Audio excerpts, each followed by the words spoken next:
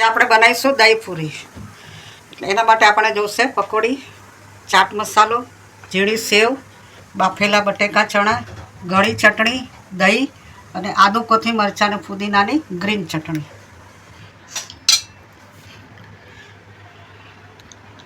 સૌ પ્રથમ આપણે પકોડીને આ રીતે કાણા પાડીને તૈયાર કરીશું. જે પોચો ભાગ હોય ત્યાં આપણે આ રીતે કાણું પાડવાનું.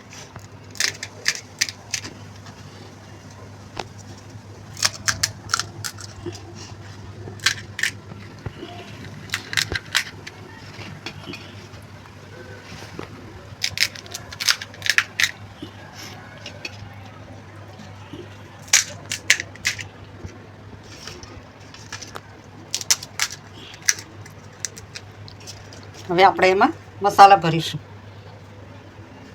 તો પહેલાં આપણે ચણા બટેકા ભરશું અંદર.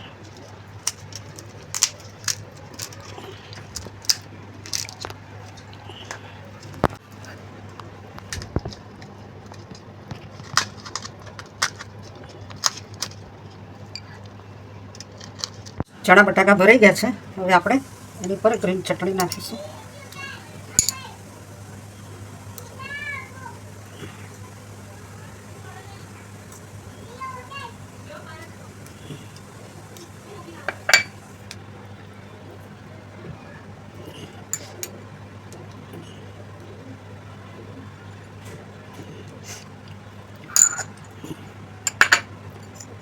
હવે આપણે એની પર ગળી ચટણી નાખીશું.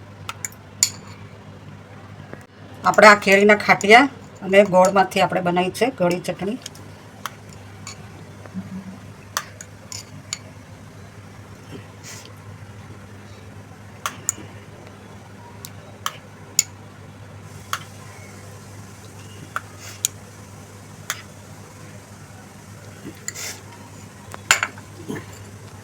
હવે આપણે એની પર થોડી સેવ નાખીશું.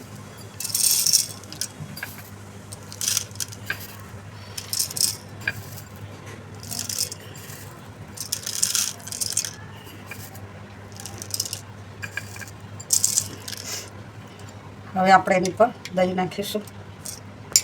દહીંમાં આપણે જીરું, મીઠું અને ખાંડ નાખેલી છે.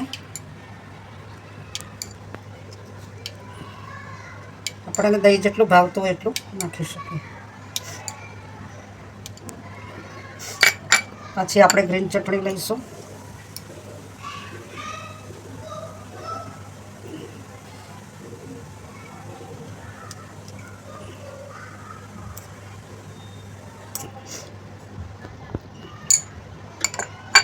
આપણે ચાટ મસાલો નાખીશું.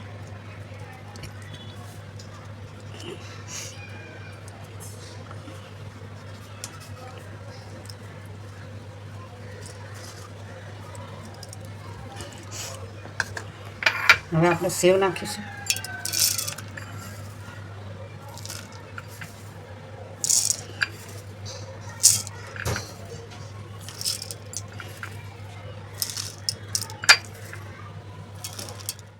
આપણી દહીં પૂરી તૈયાર છે.